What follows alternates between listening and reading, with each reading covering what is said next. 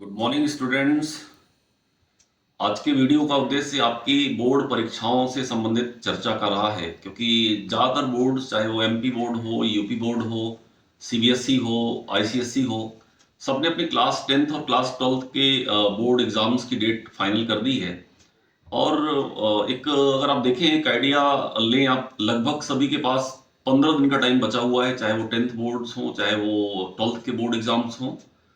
आपसे जुड़ने का उद्देश्य यही था कि बोर्ड की परीक्षाओं की तैयारी इस मोमेंट पे कैसे करें आप, क्योंकि काफी करीब पहुंच चुके हैं आप बोर्ड की परीक्षाओं के। और अपना अनुभव मैं शेयर करना चाहूंगा। उन्हीं अनुभव का अगर आपको थोड़ा सा भी लाभ मिलता है तो मेरी सफलता होगी वीडियो की।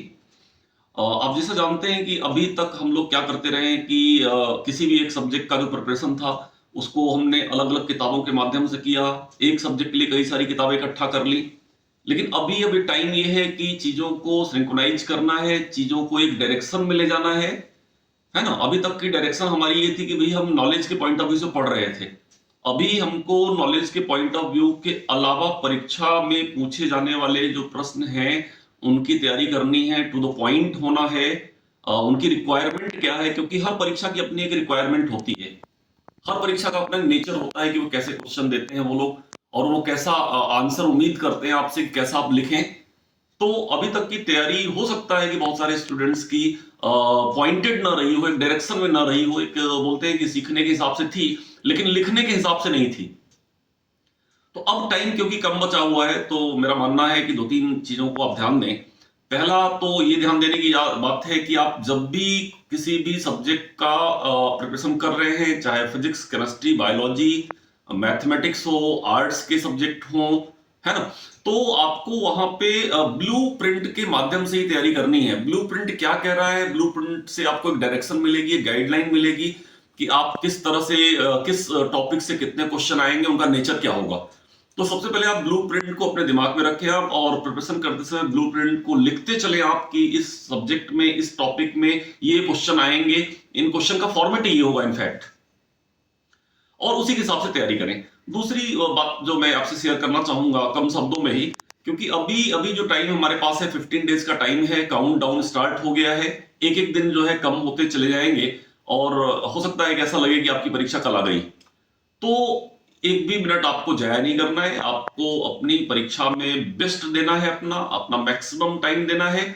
और अभी तक आप अगर सीरियस नहीं थे तो आज से भी अगर आप स्टार्ट करते हैं कि आप जीरो से भी स्टार्ट करें आज, तो भी मुझे लगता है कि आपकी मेहनत अगर है तो आप सफल हो जाएंगे, आप उस पार सफलता के पहुंच जाएंगे। हाँ, तैयारी की एक डायरेक्शन जरूर होनी चाहिए। तो मतलब ये था मेरा कि कोई भी चीज जो है आप तैयार करें तो एक डायरेक्शन में तैयार करें। आप डिस्प्लेसमेंट देखें कि पर डे आपका डिस्प्लेसमेंट कितना हुआ। 15 डेज आपके पास है, और मैं मान के चल रहा हूं कि आपको 5 सब्जेक्ट के पेपर देने हैं। हो सकता है किसी ने एडिशनल ले रखा हो तो उसको 6 देना पड़े, लेकिन 5 सब्जेक्ट अगर आप तैयार कर रहे हैं, 15 डेज हैं, तो आप अगर डेज वाइज देखें तो हर सब्जेक्ट के लिए 3 डेज दे सकते हैं। आप बोलेंगे सर ये तो इक्वल डिस्ट्रीब्यूशन हो गया। बिल्कुल इक्वल डिस्ट्रीब्यूशन करना है आपको यहाँ पे, क्योंकि हिंदी और अंग्रेजी जिसको आप लैंग्वेज बोलते हैं, इसको साल भर स्टूडेंट अपेक्षित बोलते हैं ना कि होता है कि वो पढ़े लेकिन वो उपेक्षा करता रहता है उसको, कि नहीं अंत में पढ़ लेंगे। अपेक्षा होती है कि साल भर पढ़े लेकिन उपेक्षा करता रहता है, और ये लगता है कि नहीं लास्ट में पढ़ लेंगे। तो लास्ट के टाइम पे भी अगर उसको आप प्रॉपर टाइम नहीं देंगे तो शायद स्कोर नहीं होगा। तो आज आपको लैंग्वेज की सब्जेक्ट को भी उतना ही इंपॉर्टेंस देना है जितने कि आपके कोर सब्जेक्ट रहे हैं, क्योंकि क्योंकि आपके स्कोर कार्ड में इनका भी इंपॉर्टेंस इक्वली है। आप कम या ज्यादा इसको नहीं कर सकते। तो ये डिस्ट्रीब्यूशन है। लेकिन मैं नहीं कह रहा हूं कि आप 3 डेज जो है किसी एक सब्जेक्ट को लगातार दे दीजिए और फिर अगला 3 डेज किसी एक सब्जेक्ट को लगातार दीजिए, बिल्कुल नहीं। मैं कह रहा हूं कि हर दिन में आप 5 सब्जेक्ट्स हैं तो उनका प्रॉपर डिस्ट्रीब्यूशन करिए, अपनी तैयारी के हिसाब से डिस्ट्रीब्यूशन करिए आप, है ना। 2 आवर आप दे दें एक सब्जेक्ट को, 3 आवर दे दें एक सब्जेक्ट को, as per requirement of your preparation. जैसी भी तैयारी आपकी रही उसके हिसाब से आप इक्वल डिस्ट्रीब्यूशन करें, और एक कंटिन्यूअस मैनर में आप धीरे धीरे धीरे धीरे आगे बढ़ते चलिए। लेकिन किसी भी एक सब्जेक्ट की 10 किताबें लेके बैठने का समय नहीं है आपके पास। बेसिकली अगर आप तैयारी करना चाहते हैं तो आपके टीचर्स ने जो साल भर पढ़ाए हैं, क्लास नोट्स जो हैं आपके, सबसे बेहतर तैयारी के माध्यम वो हो सकते हैं। दूसरा, अगर आप बोले तो एनसीईआरटी की किताबें आपके साथ रहेंगी ही रेफरेंस के पॉइंट ऑफ व्यू से। और तीसरा, अगर कोई मटेरियल आपको अगर सपोर्ट करता है तो वो हो सकता है क्वेश्चन बैंक। वो किसी भी सोर्स का क्वेश्चन बैंक हो, लेकिन आपके सिलेबस के पॉइंट ऑफ व्यू से अगर वो डिजाइन किया गया है तो आप उसका भी इस्तेमाल कर सकते हैं। कहना ही चाह रहा हूं कि आपके क्लास नोट्स, आपकी एनसीईआरटी, आपके जो बोल सकते हैं क्वेश्चन बैंक, इनके माध्यम से ही तैयारी करें। बाकी सारी किनारे जो मटेरियल है, सारी चीजें, इनको किनारे कर दें आप। इनका कोई बहुत मतलब आज की डेट में नहीं है, क्योंकि आप जितना ज्यादा एक ही सब्जेक्ट का मटेरियल लेके चलेंगे, कंफ्यूजन उतना ज्यादा होगा और अपने डिस्प्लेसमेंट को मॉनिटर नहीं कर पाएंगे कि आपने सब्जेक्ट में कितनी तैयारी की। अच्छा, अब इसके बाद क्या करना है आपको? इन इन तीन मटेरियल के साथ साथ आपको एक और काम एडिशनली करना है कि आप सैंपल पेपर, हर सब्जेक्ट के सैंपल पेपर आपको वेबसाइट पे अवेलेबल हैं। आप हर सब्जेक्ट के सैंपल पेपर डाउनलोड करें। आप 2 3 4 5 जितने भी सैंपल पेपर हो सकता है आप जो है पर डे लगाने का प्रयास करें और सब्जेक्ट की नीड के हिसाब से लगाएं। एडिशनली एक बात और, तैयारी के दौरान देखी गई कि बहुत सारे स्टूडेंट्स जो है, जो आर्ट्स स्ट्रीम से है या लैंग्वेज की तैयारी जब वो करते हैं तो किताबें लेके और लेट के जो है किताबें खोल लिया और जो है नॉवेल की तरह, उपन्यास की तरह पढ़ना चालू करते हैं। मुझे लगता है ये आदत भी जो है बिल्कुल सुधारनी होगी, इस पे ध्यान देना होगा। आप किसी भी सब्जेक्ट की प्रिपरेशन करें तो रफ पेन लेके बैठें और लिखने का प्रयास करें आप, क्योंकि कोई भी एग्जाम राइटिंग स्किल आपकी देखता है। आपने क्या आंसर लिखा है, आप क्या जानते हैं, कोई फर्क नहीं पड़ता है। आपने लिखा क्या है, फर्क इसी बात पे पड़ता है। तो राइटिंग स्किल आपकी वहां पे देखी जाएगी, राइटिंग की प्रैक्टिस होगी आपकी, तभी आप बेहतर लिख पाएंगे और उसी टाइम फ्रेम में लिखना है आपको जो सभी के लिए अलॉट है। तो प्रिपरेशन का जो तरीका है वो चाहे कोई भी सब्जेक्ट हो, आप रफ पेन लेके बैठे और उसमें लिखने की आदत डालें, अभी से लिखने की आदत डालें कि आप 3 घंटे में कितना कर पा रहे हैं।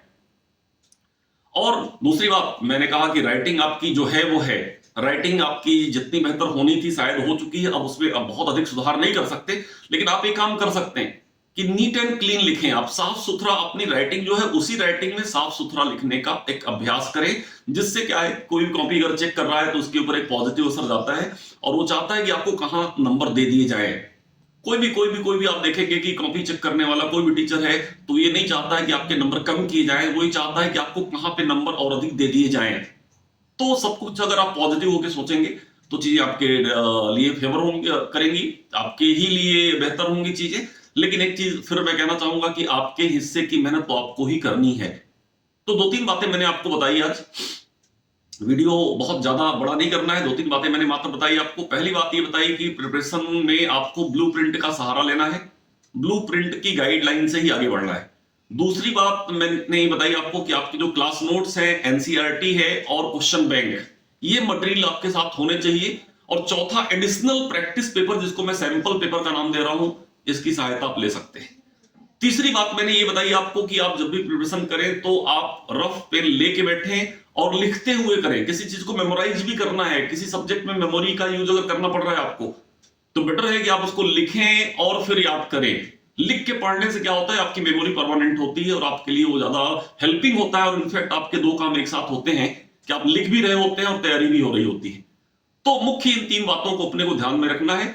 और एक बात और आप सोच के रखें कि कभी भी नकारात्मक चीजें जो आपके आसपास हैं ये नहीं आने दें कि क्या होगा हम अगर अच्छा प्रिपेयर नहीं कर पाए, है ना, हमारा रिजल्ट अगर खराब हो गया तो क्या होगा। बिल्कुल नहीं, आप इसी चीजें भूल जाएं। आपके हिस्से में जो है आप जो कर सकते हैं वो आप करें और बाकी रिजल्ट को आप छोड़ दें। आपकी मेहनत जैसी होगी रिजल्ट वैसा आ जाएगा और कोई ये ऐसा नहीं कि रिजल्ट आपकी लाइफ को डिसाइड कर देगा। तो मैं बहुत लंबा वीडियो को नहीं खींचते हुए सिर्फ इतना ही कहना चाहूंगा कि आगे आने वाले 15 दिनों में बहुत सकारात्मक बने और एक डायरेक्शन के साथ तैयारी करें, एक प्लानिंग के साथ तैयारी करें। बहुत सारे लोग कॉन्फिडेंट होते हैं कि नहीं हमको सब आ गया और 15 दिन बहुत रिलैक्स मूड में जो है घूमते रहते हैं, कोई डायरेक्शन नहीं होती उनकी, उनको ओवर कॉन्फिडेंस होता है।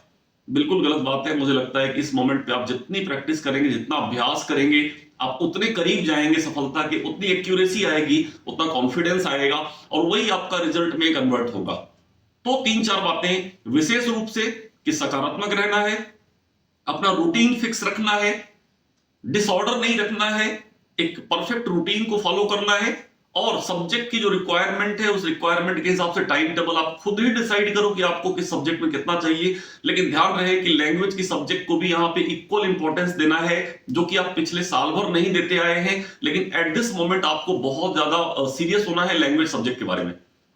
और जब भी आप तैयारी करेंगे तो पेन पेपर लेके बैठेंगे, लिख के करेंगे और इन बातों को ध्यान में रखें। ब्लूप्रिंट आपके साथ है, रोड मैप आपके साथ है और आपकी मेहनत अगर इन सबके साथ जुड़ जाती है, कोऑर्डिनेट हो जाती है, सिंक्रोनाइज हो जाती है, तो मुझे लगता है कि रिजल्ट कन्वर्ट होने में कोई देर नहीं है। तो क्योंकि टाइम आपका मैं ज्यादा नहीं लूंगा, बहुत शॉर्ट वीडियो है ये आपके लिए, जस्ट अगर ये काम आ जाए, मेरा छोटा सा अनुभव काम आ जाए, तो मेरी सफलता होगी। Thank you to all of you, all the best for coming board exams. Thank you very much.